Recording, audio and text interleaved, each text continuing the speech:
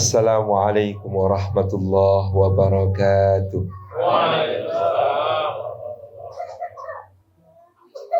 Alhamdulillahi wa kafa, wassalatu wassalamu ala rasulil mujtaba, sayyidina wa habibina wa syafi'ina wa maulana Muhammadinil Mustafa wa ala alihi wa sahbihi ahli sidqi wal wafa, thumma ala kulli man ittaba'al huda.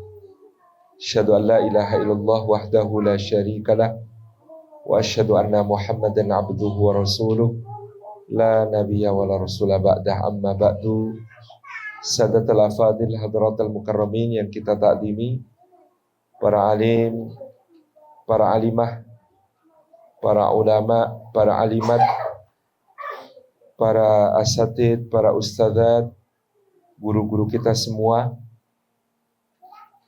pembina Yayasan Sokar Quraisy Indonesia, ketua, seluruh jajaran pengurus, dan juga seluruh tamu undangan, hadirin hadirat muslimin muslimat, mukminin mukminat salihin salihat di Ruwaq Al-Azhar Medan yang dirahmati oleh Allah Subhanahu wa ta'ala. Puji syukur kehadirat Allah atas limpahan karunia-Nya, kita dihimpun di tempat yang berkah ini. Mudah-mudahan setiap langkah kita menjadi pemudah jalan kita semua menuju ke surga.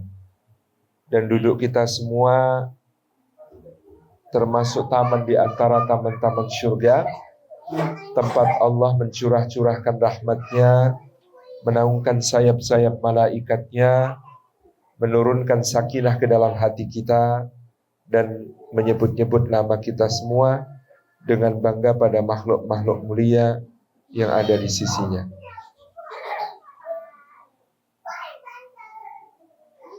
Hadirin hadirat yang dimuliakan Allah, buku Bahagianya Merayakan Cinta ini ditulis 18 tahun yang lalu. Jadi kalau diminta membahas sekarang sudah agak-agak lupa apa isinya. Tetapi memang alhamdulillah sampai sekarang buku ini ternyata masih relevan. Ada banyak yang menyatakan berbagai yang ditulis di dalam buku ini, sekitar 542 halaman, masih cukup bisa menjawab berbagai persoalan. Lebih-lebih akhir-akhir ini kita mengalami zaman di mana pernikahan, rumah tangga, dan juga keluarga mendapatkan tantangan yang begitu dahsyat. Kalau kita menyimak media sosial, betapa mudahnya hari ini mendapati berbagai cerita, kasus, mudahnya orang, na'udzubillahi min dzalik, terjatuh dalam apa yang disebut selingkuh, yang kemudian bisa mengakibatkan rusaknya ikatan pernikahan, dan terjadi qadarullah wa masya'a fa'al, begitu banyak kasus perceraian. Apa yang dulu kita tidak bayangkan bisa terjadi di antara kita dan saudara-saudara kita sesama muslim dan muslimah menjadi nyata di hadapan kita. Misalnya di beberapa waktu yang lalu ada suami yang termasuk patuh kepada apa yang dipesankan istrinya. Karena istrinya berpesan, "Bang, jangan main perempuan, Bang."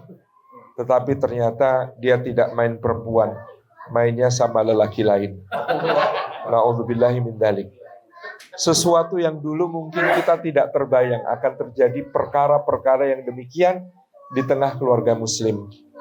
Tetapi ini memperkuat keyakinan saya bahwa di akhir zaman ini pernikahan, rumah tangga, dan keluarga termasuk salah satu ibadah yang afdal, ibadah yang agung, menghadirkan keberkahan, menghadirkan sakinah, menghadirkan mawaddah, menghadirkan rahmah di dalam rumah tangga dan keluarga kita, menjadikan anak-anak kita kondusif untuk tumbuh menjadi generasi yang kokoh, generasi yang kuat, generasi yang akan melanjutkan perjuangan untuk dinul Islam di masa yang akan datang, itu termasuk sesuatu yang sangat tinggi nilainya di sisi Allah.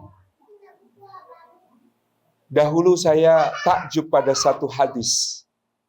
Salah satunya jalur sanad itu ada dalam Sahih Muslim, hadis Nabi Shallallahu Alaihi Wasallam. Beliau menyatakan iblis itu menggelar singgasananya di atas samudra. Kemudian di kesempatan-kesempatan tertentu dia memanggil anak buahnya, para syayatin, setan-setan, untuk melakukan laporan, monitoring dan evaluasi kerja-kerja persetanan di dunia manusia. Lalu ada setan-setan yang melaporkan keberhasilannya. Saya melakukan begini dan begini. Dalam salah satu syarah seperti disebutkan Imam Nawawi, dikatakan ada setan melaporkan, saya berhasil membuat si fulan minum khamr, saya berhasil membuat si fulan berjudi, saya berhasil membuat si fulan membunuh, merampok, mencuri, melakukan berbagai macam dosa, bahkan dosa besar.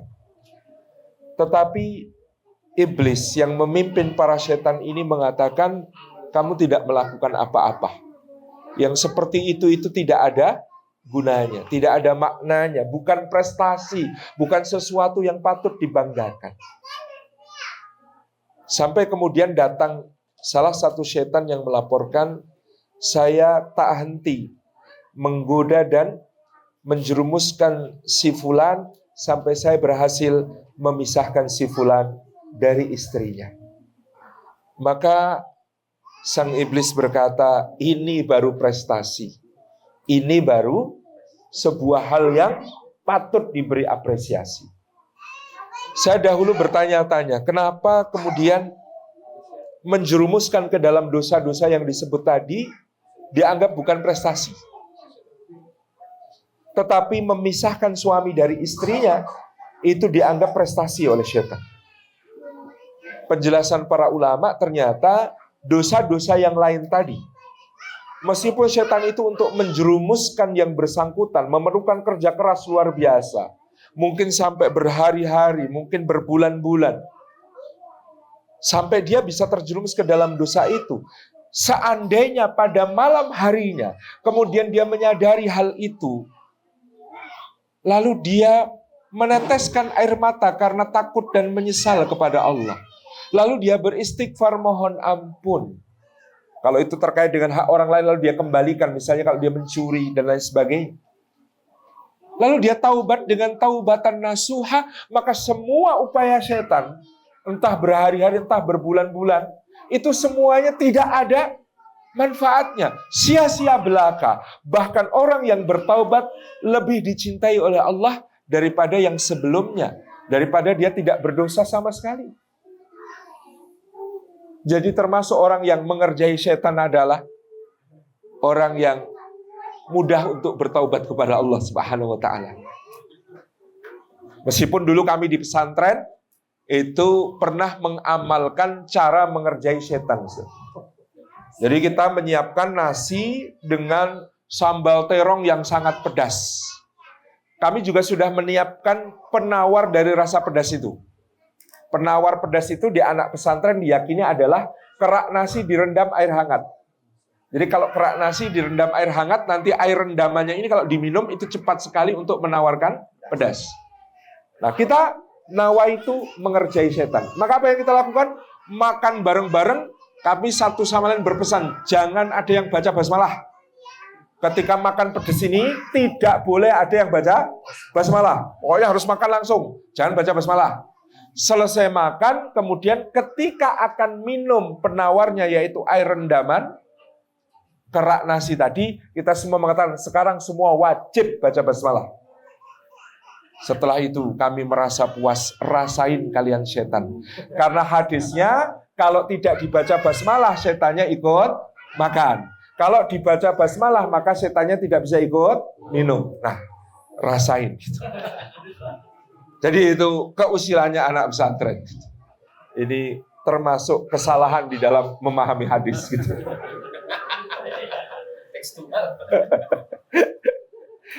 Jadi, tapi tadi dosa-dosa yang tadi, kalau hamba itu bertaubat kepada Allah, taubatan nasuha, semua upaya setan menjadi tidak berguna, tidak bermanfaat.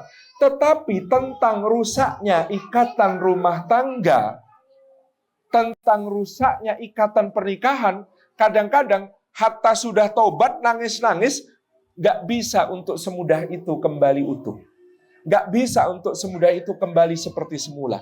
Karena yang namanya rasa saling percaya, trust, misalnya di antara suami istri itu macam botol kaca. Ketika sudah pernah pecah, maka dia tidak akan bisa utuh kembali. Meskipun diperbaiki, retak-retaknya tetap kelihatan. Dan yang namanya ikatan suami istri yang tercerai-berai itu, maka dia membuka dosa-dosa bagi banyak pihak. Membuka dosa bagi dudanya, membuka dosa bagi jandanya, membuka dosa bagi anak-anaknya. Beberapa waktu yang lalu kami acara di Surabaya bersama salah satu pemateri memberikan paparan tentang data di Poltabes Surabaya. Anak-anak bermasalah yang terlibat kenakalan remaja, geng motor, kemudian minuman keras, narkoba dan lain sebagainya.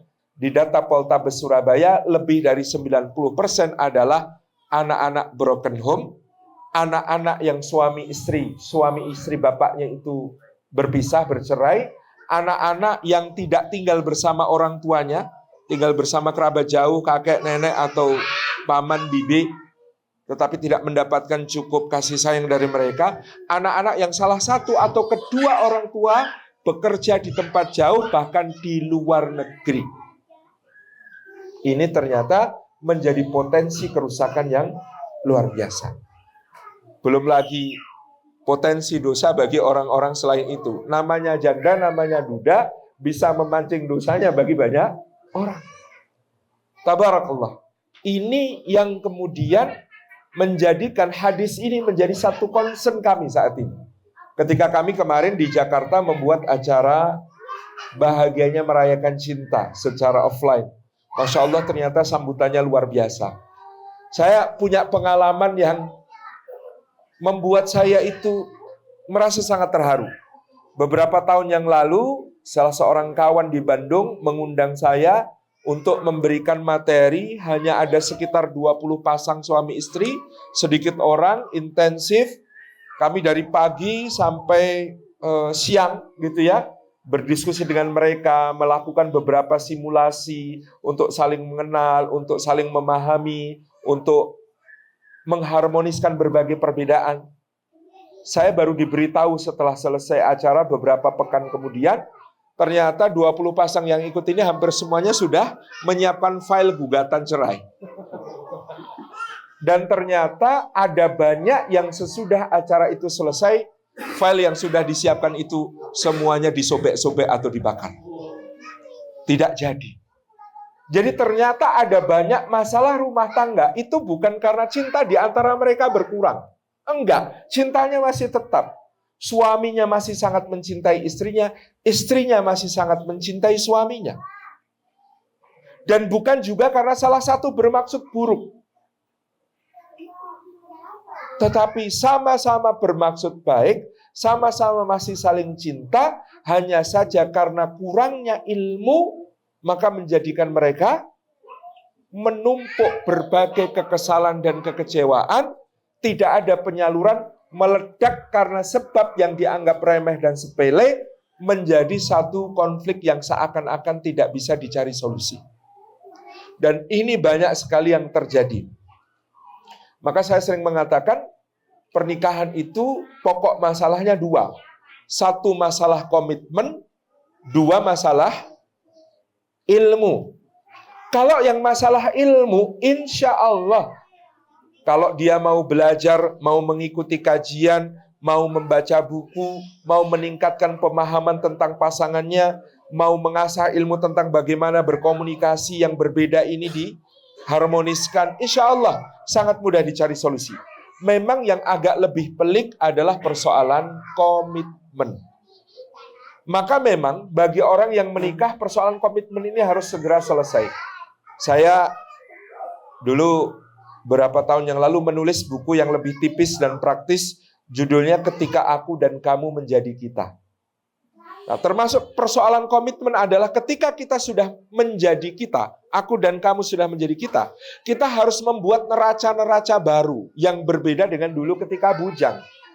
Dulu menikmati hobi ketika bujang, kita pergi mancing, nggak pamit, pulang nggak ngabari, telat nggak ngasih tahu, nggak ada yang protes. Bersepeda mau sampai muterin Gunung Sinabung gitu. Nggak ada yang mengkhawatirkan. Tapi sekarang jangankan terlambat sejam 2 jam, terlambat 5 menit saja ada hati yang dak dikduk, gelisah, khawatir, sedih, bertanya-tanya. Apalagi tidak ada kabar.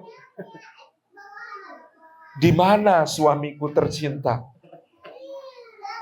Ini kan persoalan bagaimana kita menyiapkan neraca baru sesudah menikah. Apa yang dulu oke-oke saja ketika sudah menikah harus dikompromikan dengan kenyamanan pasangan. Mungkin yang ikhwan dulu zaman di kampus fansnya banyak, akhwat-akhwat banyak, sering curhat macam-macam. Begitu menikah, istrinya memeriksa kok WhatsApp suaminya macam asrama putri. Misalnya begitu. Dulu sebelum nikah enggak masalah. Tapi ketika sudah menikah, maka yang seperti ini harus kemudian menjadi satu harus menjadi satu perhatian penting. Mana yang kira-kira membuat tidak nyaman bagi pasangan kita, tentu hal itu harus menjadi perhatian bersama. Dan ini kaitannya persoalan komitmen untuk saling menjaga. Makanya saya semua media sosial yang bisa diinstal di lebih satu gadget, itu kita instalkan di handphone pasangan, karena dengan begitu mudah-mudahan istri juga ikut saling menjaga, membantu misalnya. Karena memang zaman sekarang godaannya subhanallah. Ya, saya pernah pasang story gendong anak saya. Komentar yang muncul replay terhadap story itu adalah, "Ih subhanallah, gemes banget jadi pengen nyium bapaknya." Itu kan Masya Allah. Kalau lagi nggak kuat iman kan ada nomor WA Ukti. Kan begitu. Tapi ketika yang seperti itu saling menjaga, saling memantau, maka istri mengatakan, "Bah, izin blokir." Siap. Hal seperti itu bisa menjadi sesuatu yang kita harus jaga bareng. Ketika aku dan kamu menjadi kita. Jadi ada persoalan ya membangun neraca baru sesudah menikah. Ini yang kadang tidak disadari oleh pasangan suami istri dan tidak dikomunikasikan. Istrinya sebenarnya keberatan, tapi nggak mampu ngomong. Atau suaminya juga kemudian terganggu dengan keakraban istrinya dengan banyak teman dari masa lalu, yang kemudian istrinya merasa biasa-biasa saja bagi suaminya. Gimana sih? Dan itu tidak tersampaikan. Ini misalnya, ini persoalan bagaimana saling berkomunikasi untuk menjaga komitmen. Menjaga ketika aku dan kamu menjadi kita, itu menjadi sangat penting. Nah, karena tadi saya mengatakan bahwa nikah ini menjadi satu ibadah yang luar biasa bernilai. Kalau sholat itu panjangnya dari takbir sampai salam. Kalau puasa itu panjangnya dari terbit fajar sampai terbenam matahari. Kalau zakat itu harus sudah mencapai nisab dan haul dimiliki, setahun dimiliki baru dihitung. Kalau haji atau umrah itu dimulai dari berihram mengambil miqat sampai nanti tahalul. Itu semuanya maksimal hanya beberapa hari. Tetapi yang namanya ibadah pernikahan itu paling panjang. Dimulai sejak akad diucapkan sampai kelak Allah menyambut kita di surganya, udkhulul jannata antum wa azwajukum tuhbarun. Satu ibadah yang panjang sampai kelak Allah menyambut kita dan pasangan kita masuklah ke dalam surga, kamu dan istrimu digembirakan oleh Allah Subhanahu wa ta'ala. Ini menjadi lebih berat lagi kalau kita bayangkan bahwa keluarga inilah unit peradaban di mana kita nanti berharap Allah mengganjar keluarga kita dengan jannatu adnin yadkhulunaha wa man salaha min abaihim wa azwajihim wa dzurriyyatihim. Sampai kepada surga Aden yang akan kita masuki bersama keluarga kita, orang-orang soleh, bapak-bapak kita, ibu-ibu kita, ya, pasangan-pasangan kita, dan anak-anak keturunan kita semuanya. Maka hadirin hadirat yang dimuliakan Allah, pertama-tama inti dari bahagianya merayakan cinta adalah membangun komunikasi sejak awal pernikahan. Bagi kita yang menikah lewat ta'aruf, seperti saya juga baru pertemuan keempat itu sudah ijab kabul gitu. Jadi pertemuan pertama di rumah seorang ustadz, pertemuan kedua mempertegas beberapa hal, pertemuan ketiga khidbah, pertemuan keempat ijab kabul. Dan mungkin juga karena sebelum menikah menjaga diri. Nah, ini memiliki satu barrier tersendiri untuk bisa mudah, kalau istilah orang Jawa itu gelenak-gelenik. Gelenak-gelenik itu bisa ngobrol akrab sama istri itu perlu latihan tersendiri. Tidak mudah gitu. Dahulu Imam Abu Sulaiman Ad-Darani menceritakan, pada malam pertamaku, aku habiskan waktu untuk berbincang-bincang dengan istriku. Jadi kami saling menceritakan tentang diri kami, kesukaan kami, pakaian kesukaan, warna kesukaan, makanan kesukaan, dan apa yang tidak disukai. Sahabat-sahabat yang kami hormati dan sahabat yang bagi kami akan mengganggu, gitu ya. Pertemanan yang bagi kami akan mengganggu, semuanya dibuka. Kalau aku sedang marah, sebaiknya kamu ngapain? Kalau kamu sedang marah, sebaiknya aku ngapain? Apa ikutan marah? Atau tinggal tidur? Atau belikan bakso? Jadi sampai hal-hal sedetail itu dibicarakan. Mana tamu yang kalau datang ke rumah kita cukup di beranda, mana tamu yang boleh diterima di ruang tamu, mana tamu yang kita jamu di meja makan, mana tamu yang kita izinkan menginap. Itu dibahas. Jadi saking detailnya di dalam untuk saling mengenal. Karena salah satu yang paling berbahaya dalam rumah tangga adalah prasangka. Prasangka yang paling berbahaya itu salah satunya berbunyi, harusnya dia tuh tahu. Harusnya dia tuh tahu pulang kerja itu teh, bukan kopi. Kenapa bikinkan kopi? Nah, misalnya, hal sekecil itu bisa menjadi tumpukan kekecewaan.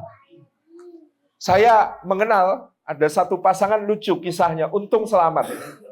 Jadi istrinya ini berasal dari daerah yang bukan makan namanya kalau nggak pakai ikan.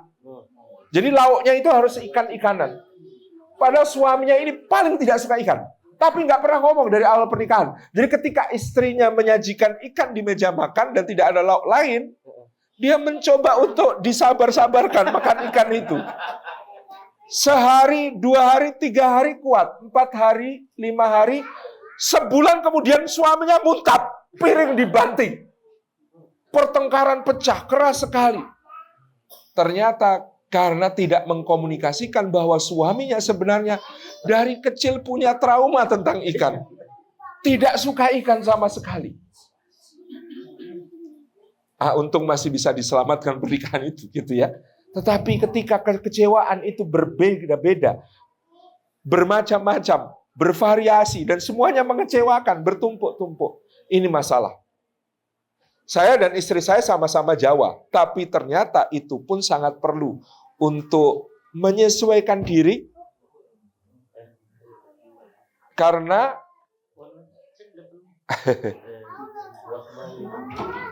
mungkin kesempatan untuk saya minum. Insya Allah. Yang akhwatnya kedengaran suaranya kan? Nah. Masya Allah. Ayo.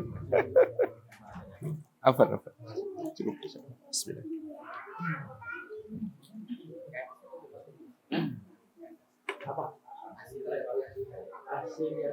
Jadi yang sama-sama saya merasa secara budaya dekat pun kalau tidak berkomunikasi bisa masalah. Jadi istri saya itu, saya juga baru tahu setelah kami menikah, berasal dari keluarga yang bapaknya pejabat tingkat kabupaten, ibunya ibu rumah tangga, dan saya juga baru tahu setelah menikah kebiasaan pagi hari di rumah mertua saya itu. Jadi pagi hari ibu saya sudah menyiapkan teh, kopi, air putih, jajan pasar di meja tempat bersantai. Di situ ada koran untuk bapak mertua baca sambil makan berbagai kudapan itu didampingi oleh ibu mertua. Dan ibu mertua tidak makan, cuma mendampingi. Nanti untuk makan besar, nasinya diambilkan, Pak, nasinya segini cukup, Pak. Opornya mang paha atau dada, Pak. Dan ibu mertua mendampingi bapak mertua makan. Dan beliau tidak makan, mendampingi. Nanti habis itu bahkan kadang-kadang tali sepatu pun dipakaikan. Lalu kemudian ketika akan berangkat bekerja, tas diulungkan, cium tangan, dada-dada di depan rumah sampai kendaraannya menghilang di kelokan. Itu di rumah istri saya. Saya ada di sebuah keluarga yang bapak saya seorang pengajar, ibu saya juga seorang pengajar, sama-sama guru. Di satu kesempatan tertentu tentu terjadi, ibu saya mengajar jam pertama, bapak saya jam keempat. Dan di rumah saya menjadi biasa, ibu saya pamit mencium tangan bapak sambil bilang, Pak, kalau mau makan nasinya di rice cooker ya Pak, nyeplok telur sendiri nggak apa-apa ya Pak, Assalamualaikum. Di rumah kami, biasa sekali bapak menyiapkan lauk, bapak bikin teh sendiri, bapak kemudian dengan sangat mandiri melakukan banyak hal. Kami bertemu dalam ikatan pernikahan. Tentu ini saya penuh syukur, karena standar khidmah istri saya, di rumahnya dulu seperti itu, di rumah saya seperti ini. Coba bayangkan kalau suaminya berasal dari keluarga seperti istri saya, istrinya berasal dari keluarga seperti keluarga saya. Ada tumpukan kekecewaan nanti kalau tidak dikomunikasikan. Orang saya saja juga kadang dibentak sama istri ketika misalnya mau bikin kopi sendiri. Abah mau ngapain? Bikin kopi. Kenapa nggak bilang? Duduk sana. Nah, disuruh duduk mau dibikin, kan tinggal bilang. Ini kan berbeda. Ini komunikasi. Jadi pentingnya kita berkomunikasi untuk kemudian menyamakan ritme dan frekuensi dalam kehidupan rumah tangga. Wah, sudah lama kami nikah. Belum tentu orang yang sudah lama nikah komunikasinya beres. Jadi tidak masalah, mari kita mulai sejak sekarang. Yang kedua adalah memahami perbedaan di antara suami dan istri, di antara laki-laki dan perempuan. Karena ini paling banyak juga menghasilkan persoalan. Misalnya di buku Bahagia Merayakan Cinta kita bahas sangat detail dari awal sampai akhir tentang berbagai perbedaan laki-laki dan perempuan. Jadi otaknya laki-laki dan perempuan itu salah satu perbedaannya adalah pada jaringan yang menghubungkan antara otak kiri dan otak kanan. Namanya corpus callosum. Konon menurut ilmu kedokteran, jumlah pada ibu-ibu lebih banyak daripada bapak-bapak. Salah satu konsekuensinya, konon bapak-bapak itu model melakukan aktivitasnya single tasking. Kalau ibu-ibu multitasking. Jadi ayatnya bapak-bapak itu faidha faragta fansab. Kalau selesai satu urusan, fokus, curahkan ke urusan yang lain. Nah, itu bapak-bapak. Tapi ibu-ibu kan tidak. Menyusui, sambil masak sop, sambil update status, terima telepon, belanja di toko oren, masukin ke keranjang, gitu kan, nonton sinetron. Itu semua bisa simultan dikerjakan dalam satu waktu. Maka kadang-kadang ada ibu-ibu yang tidak sadar bahwa suaminya itu single tasking, memberi tugas multitasking yang bisa membuat suaminya berkerut-kerut.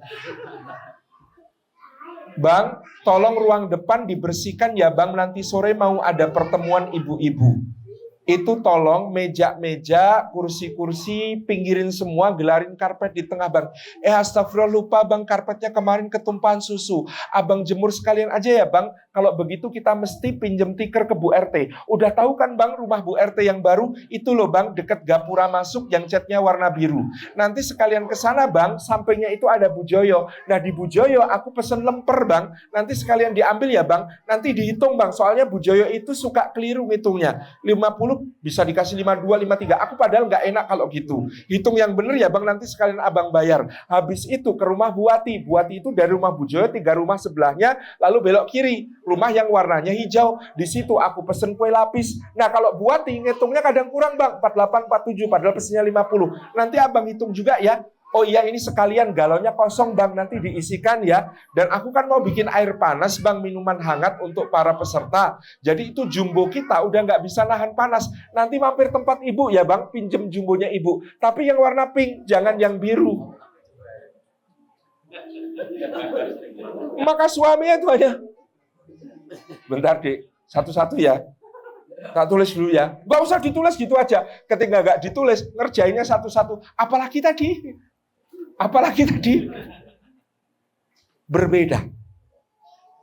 Cara berpikir juga jadi berbeda laki-laki dan perempuan. Laki-laki itu cara berpikirnya kayak obat nyamuk, muter ke dalam. Ibu-ibu itu cara berpikirnya kayak obat nyamuk, muter keluar. Maksudnya supaya ketemu di tengah. Tapi kadang-kadang jadi tidak ketemu. Contoh, dalam rapat, bapak-bapak akan mengatakan, tolong ya fokus dulu, jangan melebar kemana-mana. Ini masalahnya hanya soal ini aja kok. Kita sederhanakan masalahnya, kita rumuskan segera solusinya, biar nggak kelamaan. Oke, itu bapak-bapak. Apa kata ibu-ibu? Jangan suka mensederhanakan masalah bang. Ini semuanya tuh penting. Ini semua tuh ada hubungannya. Dengerin dulu lah ceritaku bang. Maka dia bercerita ke banyak aspek dan banyak segi. Nah kalau bapak-bapak dibiarkan, itu bisa solusi yang diambil salah. Karena tidak memandang secara holistik. Ibu-ibu kalau dibiarkan, nanti tidak jadi solusi. Cerita saja, hubungannya macam-macam kemana-mana. Ada interkoneksi, ada berbagai korelasi dan lain sebagainya. Nah, itu juga berbeda. Cara menghadapi masalah dan tekanan juga berbeda. Laki-laki itu kalau menghadapi masalah, maka dia menyendiri, berkontemplasi, merumuskan solusi. Laki-laki itu kalau dihadapkan pada masalah, justru speechless, nggak bisa ngomong. Sebaliknya ibu-ibu, kalau ada masalah, maka justru harus berbagi, bercerita, mencurahkan isi hati, sampai plong, kadang-kadang sambil menangis. Maka di sini ada perbedaan. Ingat Nabi Ibrahim ketika meninggalkan Hajar di lembah Bakkah, itu perintah Allah. Tapi dia nggak kuat untuk menyampaikan. Karena dia khawatir kalau dia sampaikan nanti Hajar tidak terima, dia menyalahkan Allah. Dia tidak ingin istrinya begitu. Maka speechless, nggak ngomong Ibrahim ini. Ketika istrinya kemudian duduk, menyusui anaknya, Ibrahimnya pelan-pelan jalan ke arah utara. Dikejar sama Hajar. Lalu dia tanya, "Hai Ibrahim, kenapa kau tinggalkan kami?" Pertanyaannya esai. Mengapa kau tinggalkan kami? Jelaskan. Ya kan? Pertanyaannya esai. Maka Ibrahim tidak bisa menjawab. Di saat seperti itu, seorang laki-laki terlalu rumit untuk diajak menjawab pertanyaan esai. 2 kali Hajar bertanya. 3 kali Hajar bertanya, Ibrahim tidak bisa menjawab. Inilah ciri istri cerdas. Kalau 3 kali bertanya tidak dijawab, maka gantilah pertanyaannya. Pertanyaannya diganti menjadi pilihan ganda sederhana. Dari esai menjadi pilihan ganda sederhana. Apa pertanyaan Hajar berikutnya? Apakah ini perintah Allah? A, iya. B, bukan. Ya kan? Dari esai menjadi pilihan ganda sederhana. Nah itu suami baru bisa jawab.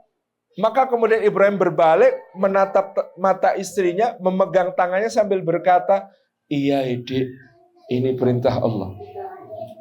Karena memang speechless. Ingat Rasulullah SAW ketika dapat wahyu pertama. Pulang dari Gua Hira, tersaruk-saruk, berulang kali jatuh bangun, menggigil pucat pasi gemeteran di depan pintu rumahnya ibunda kita Khadijah. Zammiluni, zammiluni, zammiluni, zammiluni, kata beliau. Selimuti aku, selimuti aku. Bayangkan kalau ibunda kita Khadijah seperti istri-istri zaman sekarang yang ikut panik ketika suaminya kelihatan ada masalah. Astagfirullah bang, ya Allah kenapa ini bang kok sampai kayak begini? Kalau Khadijahnya kayak begitu, kemungkinan sirah nabawiyah bakal lain ceritanya. Tetapi hebatnya Khadijah adalah tahu suami sedang ada masalah, yang diperlukan adalah menyendiri, berkontemplasi, merumuskan solusi. Maka dituntun suaminya masuk ke kamar, berbaring, diselimuti, keluar, tutup pintunya, doakan dari luar.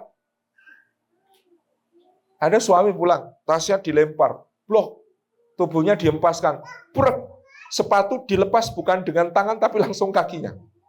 Kepalanya dipegangin begini. Istri yang baik tahu suaminya ada masalah. Masih dia lalu tanya, bang, ada masalah apa bang? Dan kalau ada pertanyaan semacam itu, jawaban semua suami di dunia ini sama, yaitu nggak ada apa-apa kok, Dik.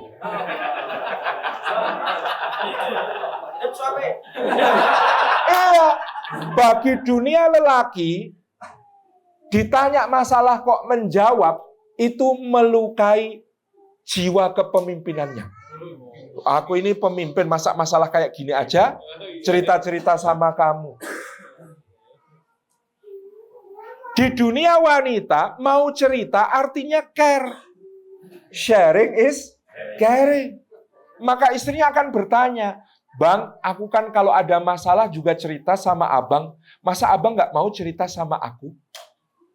Suaminya merasa harus bertanggung jawab. Istriku ini sudah ngurusi rumah, ngurusi anak, ngurusi cucian, ngurusi laundry, ngurusi PAUD, ngurusi dasawisma, ngurusi arisan.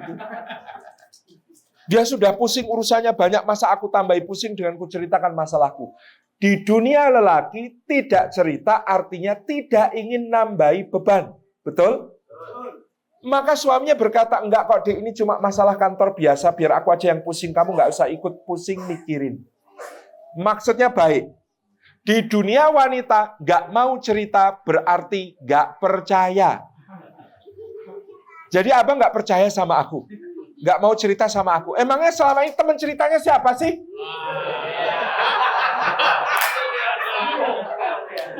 Padahal sama-sama maksudnya baik. Istri ingin masalahku bang adalah masalahku juga. Aku kan istrimu. Ini dunia wanita. Dunia lelaki. Kalau aku ada masalah itu, ya harus kutanggung sendiri. Kamu jangan ikut-ikut. Kamu jangan ikut pusing. Kasihan kamu. Sama-sama maksudnya baik jadi masalah. Maka hebat ibunda kita Khadijah yang tahu hal semacam ini. Sehingga beliau tidak mencari-cari cerita Rasulullah. Karena beliau tahu laki-laki itu juga akan cerita tentang masalah, tapi kalau dia sudah jernih. Dek, kemarin ada masalah loh, Dek, di kantor. Astagfirullah, Mas, terus gimana, Mas? Tenang, Dek, sudah Mas atasi. Itu cara ceritanya laki-laki. Beda sama perempuan. Perempuan cerita, Mas, aku hari ini capek banget, Mas, ya Allah. Rumah berantakan, cucian segunung, piring gelas kotor semua, tamu berdatangan gak habis-habis, anak-anak pada rewel dan sakit. Tetangga-tetangga juga nggak tahu hari ini kenapa resek semua. Aku capek, Mas. Capek. Istri cerita seperti ini. Di dunia lelaki, cara berpikirnya adalah kalau istri punya masalah, carikan solusi. Istri kerepotan ngurus rumah, berarti sabar ya, Dek. Bulan depan insya Allah kita cari pembantu. Solutif kan? Istri susah ngurusin rumah, solusinya carikan pembantu. Betul? Betul, itu dunia lelaki. Istri lagi curhat asik seperti itu, suami cuma nengok sebentar kemudian asik lagi sama HP terus ngomong sabar ya Dek, bulan depan kita cari pembantu. Apa yang terjadi? Dalam hatinya, jadi selama ini pengorbananku, aku kuliah di sekolah kan tinggi-tinggi sama orang tuaku. Aku rela jadi ibu rumah tangga, aku korbankan semua karir, ngurusin rumah kamu. Aku nggak nyangka semua pengorbananku itu di matamu tak lebih dari kerjaan seorang pembantu. Marah. Jadi kan bingung suaminya, maksudnya jadi gimana sih? Jadi keluhan pertama para istri dalam hubungannya dengan suami dimanapun adalah saya merasa tidak didengarkan. Senjatanya laki-laki untuk disayang istri itu sebenarnya simpel. Telinga. Mau mendengarkan. Dan yang dimaksud mendengarkan bukan sambil otak-atik ya. Bukan. Tetapi ada kontak mata. Ada bahasa tubuh. Ikut berempati. Ada rasa yang disambungkan.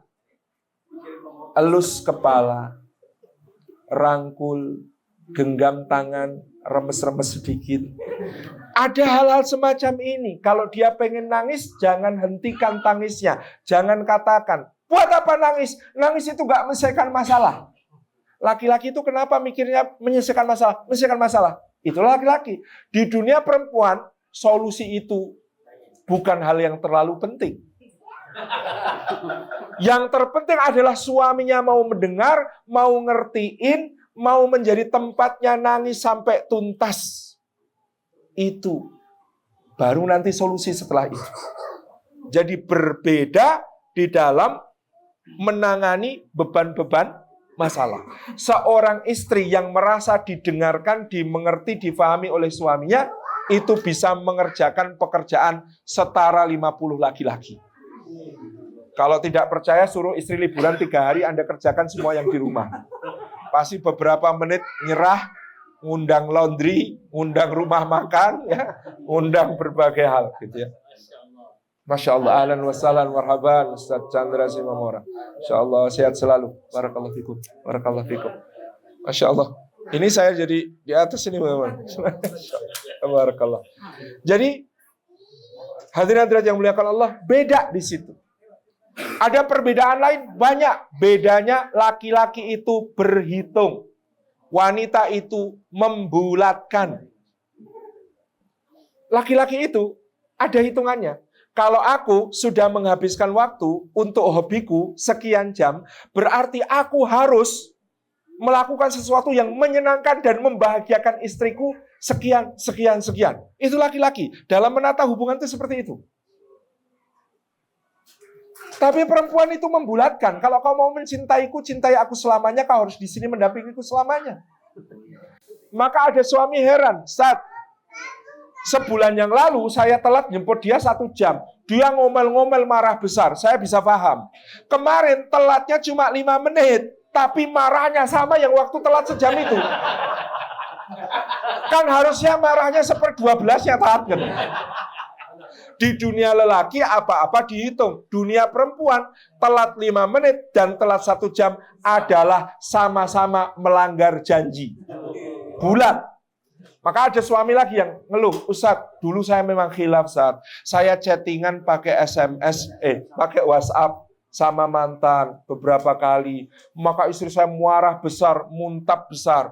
Saya bisa paham dia marah saat itu. Ya namanya memang saya salah saat. Tapi kemarin, masa saya cuma kepencet like statusnya, Tat? Tapi dia marahnya sama dengan waktu itu. Jadi, kata suami, ini kan nggak adil, Tat. Masa yang dulu chattingan, sekarang cuma kepencet like status, level marahnya kok sama, katanya. Anda tidak tahu, wanita tidak berhitung. Wanita itu membulatkan. Anda berani ngecek status, apalagi mencet like, itu sama-sama melanggar komitmennya dengan dulu ketika chattingan. Wah, ini kalau dibiarkan laki-laki bisa berpendapat lebih baik melanggar yang dahsyat sekalian. Bukan, nggak boleh begitu juga. Tetapi untuk memahami kenapa wanita marah dengan level yang sama padahal kesalahannya berbeda level. Karena perempuan itu membulatkan, laki-laki itu berhitung. Dan kalau cara menjaga hubungan juga beda. Laki-laki itu kayak karet gelang katanya. Kalau kendor dikencangkan, kalau kencang dikendorkan. Jadi kalau dia lagi sangat akrabnya sama istrinya, dia akan merasa ada yang hampa dan hilang. Dia perlu untuk keluar melakukan sesuatu yang sifatnya rujulah, yang sifatnya kejantanan, lelaki gitu ya. Yang dengan itu dia memulihkan perasaannya sebagai suami. Pulang-pulang dia akan menjadi lebih sayang sama istri. Tapi karena perginya nggak pamit, pergi mancing, pergi berburu gitu ya, perginya nggak pamit, pulang-pulang istrinya sudah terlanjur marah. Padahal saya selalu yakin, semua suami yang pulang dari melakukan hobi, tadi saya sudah sebutkan, itu pasti ingin melakukan sesuatu yang membuat senang anak dan istrinya. Cuman ketika pulang sudah disambut negatif karena telat, nggak ngabarin, alasannya nggak ada sinyal. Maka dibantinglah pintu. Kenapa tidak tidur di empang sekalian? Wah, gitu. Karena pulang mancing ketok-ketok. Tapi ini juga ada psikologinya. Semua istri yang membanting pintu dan mengusir suaminya, sebenarnya berdiri di balik pintu, menanti pintunya diketuk lagi. Karena kalau Anda pergi betulan, dia tambah sedih dan khawatir. Apalagi ada kafe baru milik seorang janda kan gitu. Itu masalah gitu. Kalau kemudian pergi betulan, tapi cobalah ketuk lagi. Assalamualaikum yang, ini aku bawakan ikan belida langka ini sayang. Itu Masya Allah. Maka ketika dia teriak, apa ketok-ketok gitu, sebenarnya hatinya tentram. Alhamdulillah nggak pergi. Gitu. Memang rumah tangga itu seni. Komunikasinya juga seni. Dalam persoalan yang paling private, paling pribadi pun ada perbedaan antara laki-laki dan perempuan. Sifat syahwatnya berbeda, cara untuk menanganinya juga berbeda. Syahwatnya laki-laki itu macam gunung mau meletus. Makin segera meletus, habis itu dia tenang. Syahwatnya perempuan itu macam lagu, naik-naik ke puncak gunung tinggi-tinggi sekali. Kiri kanan kulihat saja banyak pohon cemara. Dia menikmati prosesnya. Maka dari itu Rasulullah punya pesan sama laki-laki, tidak boleh to the point. Harus ada muqaddimah. Ya. Sementara pesan untuk perempuan, kalau lelaki menginginkan, segera penuhi. Karena apa? Karena gunungnya mau meletus, bahaya kalau dibiarkan. Dulu ada satu pembahasan, saya ingat betul. Ada aktivis perempuan di pembahasan undang-undang tentang kekerasan dalam rumah tangga. Aktivis perempuan ini mengatakan, masa Pak Ustadz sudah nggak mau makan kok dipaksa makan? Kan sakit Pak Ustadz. Ustadznya menjawab, lebih sakit lagi Bu, mau muntah nggak boleh muntah.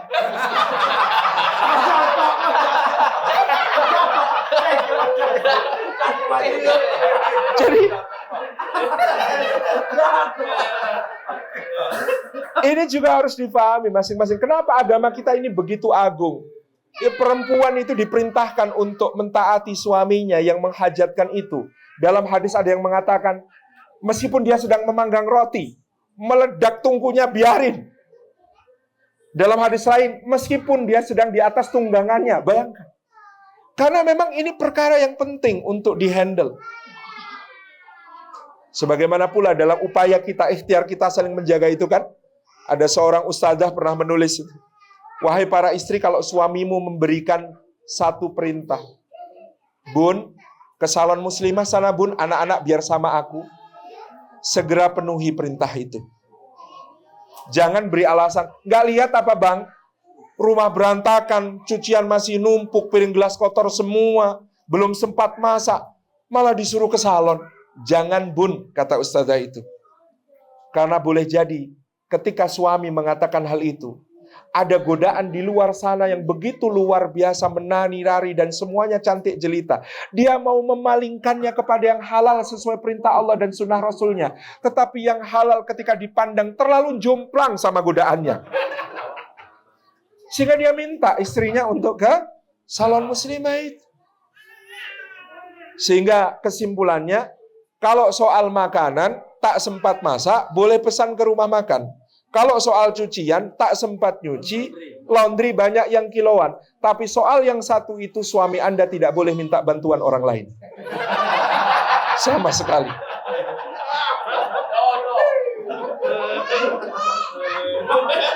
Jadi ini perkara yang penting untuk kemudian difahami. Ya, yang karena masing-masing hidup dengan persepsinya. Dikiranya para istri sifat syahwatnya laki-laki seperti dia. Yang kemudian harus mood, yang kemudian harus menikmati proses dari awal panjang, rileks, santai baru bisa. Laki-laki juga mengira begitu. Dikiranya istrinya itu seneng yang kemudian suaminya itu tampil dengan kasar, menunjukkan kelelakian, ini ya to the point, langsung tembak. Nah, misalnya, ini juga menjadi ilmu yang penting untuk difahami di dalam bahagianya merayakan cinta. Jadi ada begitu banyak perbedaan yang harus dikelola di dalam urusan antara suami dan istri. Dari soal cara berpikir, cara merasa, cara menyikapi sesuatu, cara memandang sesuatu. Yang ini ilmunya, bahkan saya nikah baru 19 tahun, Ustaz. Dan itu belum selesai belajar. Masih terlalu banyak kejutan-kejutan. Oh, ternyata istri itu lebih suka kalau begini daripada begini. Kukira begini, ternyata begitu. Maka misalnya suami itu dituntut untuk sabar ketika istrinya mengucapkan sesuatu. Ini asal muasal dari bahasa cowok selalu salah. Kenapa ketika perempuan mengungkapkan perasaannya, marah-marah misalnya, suami sebaiknya tidak membantah. Meskipun dia punya banyak bukti dan fakta yang berkata sebaliknya dari apa yang dikatakan istrinya. Karena istrinya tidak sedang mengungkapkan fakta ketika itu. Istrinya sedang meluapkan perasaannya.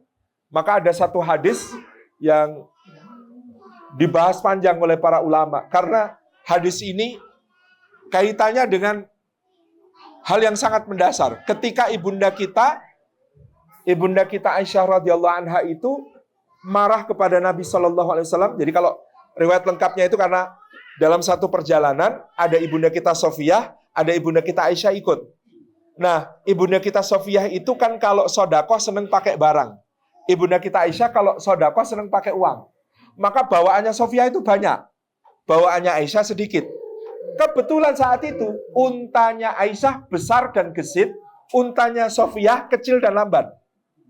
Maka ketika berhenti di satu tempat, Sofiyah harus ditunggu karena ketinggalan. Lalu Rasulullah ngomong sama Aisyah, wahai Aisyah, bagaimana sekiranya di perjalanan berikutnya untanya tukeran sama Sofiyah? Karena bawaannya Sofiyah banyak, untanya kecil, bawaannya Aisyah sedikit, untanya besar dan gesit. Dalam hati ibunda kita Aisyah mungkin, urusan apa untanya dia? Salah sendiri milih unta, salah sendiri bawa barang banyak kan? Kenapa jadi aku yang harus berkorban gitu kan? Itu kan perasaan dalam hati ibunda kita Aisyah. Merasa kok saya dikorbankan yang dibela istri yang lain. Maka kalimat ibunda kita Aisyah itu kalau diterjemahkan bahasa kita kurang lebih begini. Kamu tuh Nabi bukan sih? Kamu tuh Nabi bukan sih? Gitu. Ini istri yang marah. Dulu ulama membahas apakah kalimat ini kalimat kufur. Kan akhirnya ada ulama enggak, itu kalimat istri yang marah. Jadi kalau ada yang di sini pernah dikatai sama istri, kamu tuh ustadz bukan sih? Itu biasa.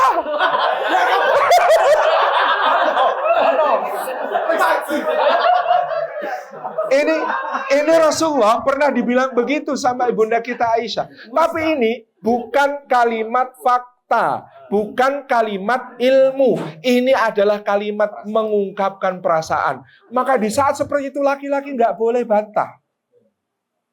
Karena memang perempuan itu perasaannya berubah-ubah. Nanti 10 menit, 15 menit mungkin sudah berubah. Persepsinya tidak begitu. Kan tahu sendiri, kalau kita ngantar istri belanja baju. Pertama-tama dia pilih yang hijau. Bagus ya yang hijau. Keren.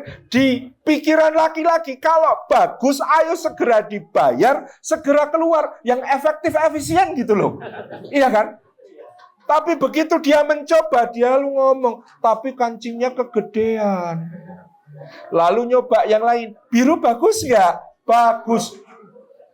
Kemudian dipakai, tapi birunya ketuaan ya. Ganti lagi, ungu bagus nggak? Bagus. Dipakai, dicoba, matut-matut diri, kemudian bilang, tapi ungu kan warna janda ya. Ganti lagi. Lalu ganti oren. Oren gimana? Bagus, oren keren, kata suaminya. Biar segera selesai kan. Ketika dipakai, istrinya kemudian bilang, ngejreng banget ya. Di toko itu nyobain 12 baju. Dan akhirnya nggak beli sama sekali. Dan keluar dari toko dengan muka tetap berseri-seri. Suaminya, taruh mana muka nih? Udah nyoba 12, nggak ada yang dibeli satupun. Bedanya laki-laki dan perempuan kan begitu. Maka kalau istri sedang mengungkapkan sesuatu, jangan dibantah. Anda akan menyesal kalau membantah. Karena dibantah, dia akan defense. Makanya Rasulullah dalam riwayat itu kan tidak membantah. Kamu tuh Nabi bukan sih? Jawaban Rasulullah,